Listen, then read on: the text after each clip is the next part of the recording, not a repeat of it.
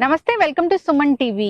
So insulin plant ఇది చాలా medicinal values ఉన్న ప్లాంట్. అయితే దీనిలో ఉన్న మెడిసినల్ వాల్యూస్ ఏంటి, ఇది ఎటువంటి అనారోగ్య సమస్యలను దూరం చేస్తుంది, ఎటువంటి ఆరోగ్య లాభాలు కలుగుతాయి, దీన్ని తీసుకోవాలంటే ఏ విధంగా తీసుకోవాలి, ఒకవేళ ఈ ప్లాంట్ ని మనం ఇంట్లో పెంచుకోవాల్సి వస్తే ఎటువంటి జాగ్రత్తలు తీసుకోవాలి, సో ఇలాంటి వివరాలన్నీ అడిగి తెలుసుకుందాం. ఈ రోజు మనతో పాటు ఉన్నారు డాక్టర్ విజయ్ కుమార్ గారు, సీనియర్ మేనేజర్ హార్టికల్చర్ ఫ్రమ్ ప్రగతి సుధామ.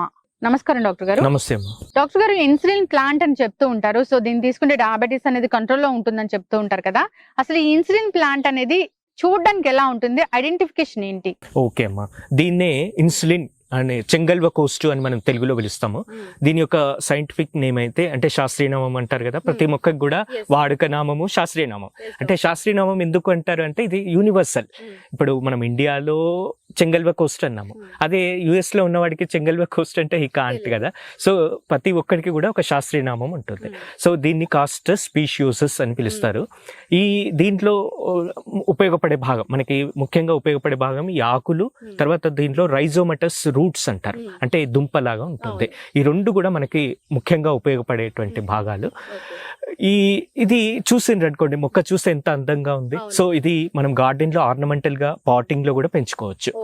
తర్వాత ఈ ఆర్నమెంటల్ వాల్యూస్ తో పాటు దీనికి మెడిసినల్ వాల్యూస్ కూడా ఉన్నాయి. మెడిసినల్ వాల్యూస్ ఏంటంటే ముఖ్యంగా ఈ ఆకును కనుక మనకి షుగర్ ఒక యావరేజ్ అంటే ఇంకా షుగర్ స్టార్ట్ అవుతుంది అని అనుకోండి, అప్పుడు వాళ్ళు ప్రతిరోజు ఒక లీఫ్ని పరిగడుపున కనుక తీసుకున్నట్లయితే ఒక 2 నుండి 3 నెలలు తీసుకున్నట్లయితే వాళ్ళ యొక్క షుగర్ అనేది నార్మల్ లెవెల్కి అవుతుంది. చాలా మంది కూడా ఈ రోజుల్లో ఈ డయాబెటీస్ తోని బాధపడుతున్నారు.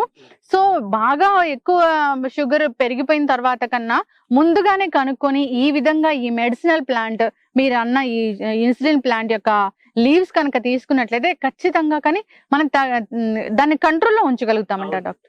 ఒకవేళ కనుక షుగర్ కనుక కొంచెం మోడరేట్ గా ఉంది, వాళ్ళు కనుక ప్రతిరోజు పొద్దున తర్వాత సాయంత్రం 2 ఆకులు కనుక తీసుకొని కషాయంగా కనుక తీసుకున్నట్లయితే వాళ్ళకి కూడా 3 నెలల్లో ఫలితం ఉంటుంది.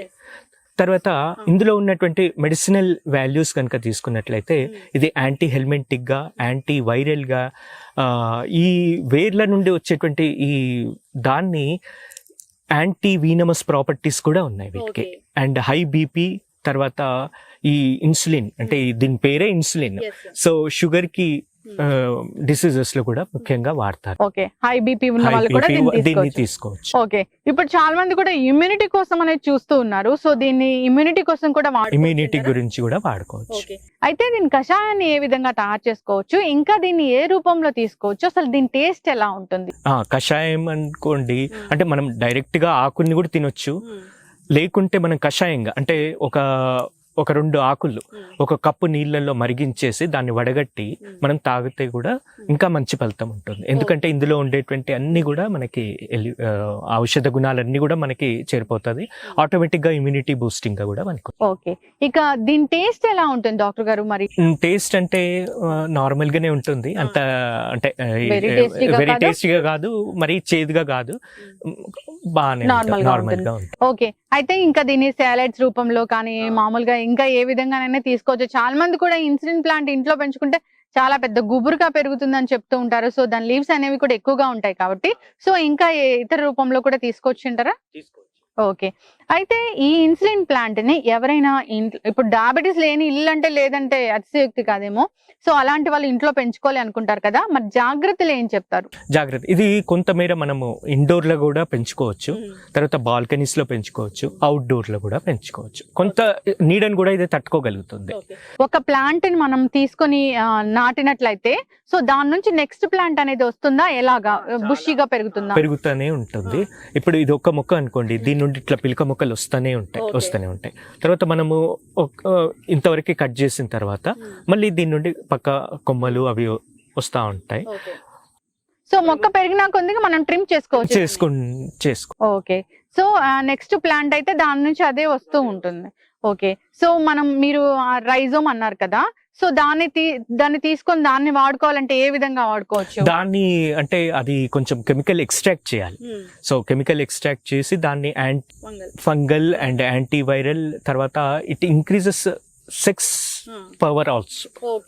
సో మామూలుగా అయితే డాక్టర్ సంరక్షణలో తీసుకుంటే కనుక ఆయుర్వేద డాక్టర్ సంరక్షణలో మంచిగా ఉంటుంది.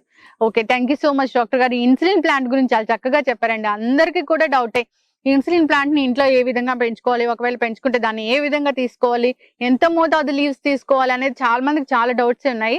సో అందరి డౌట్స్ కి ఒక క్లారిఫికేషన్ అయితే ఇచ్చారండి. ధన్యవాదాలు డాక్టర్. సో చూసారు కదండి, ఇన్సులిన్ ప్లాంట్, దానిలో ఉన్న మెడిసినల్ వాల్యూస్, అసలు దాని ఐడెంటిఫికేషన్ ఏంటో. సో ఇంట్లో అయితే ఈజీగా పెంచుకోవచ్చు. ఇండోర్ అండ్ అవుట్డోర్ ప్లాంట్ లాగా కూడా దీన్ని పెంచుకోవచ్చు. అంతేకాకుండా ఇది మంచి అందమైన మొక్క కూడా, ఆర్నమెంటల్ ప్లాంట్ గా కూడా ఉపయోగపడుతుంది. ఇది ఇవాళ టాపిక్. మరో టాపిక్ తో మళ్ళీ కలుద్దాం. ఈ వీడియో కనుక మీకు నచ్చినట్లయితే లైక్ చేయండి, షేర్ చేయండి. మరిన్ని ఇలాంటి ఇంట్రెస్టింగ్ అప్డేట్స్ కోసం మా ఛానల్ ని తప్పక సబ్స్క్రైబ్ చేసుకోండి.